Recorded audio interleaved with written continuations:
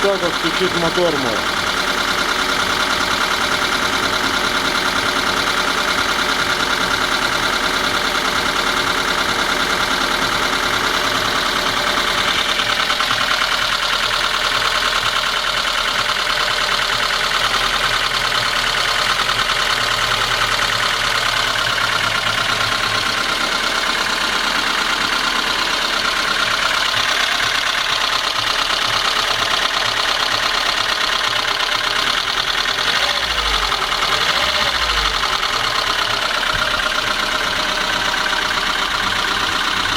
Я буду клапанную крышку скрывать, смотреть.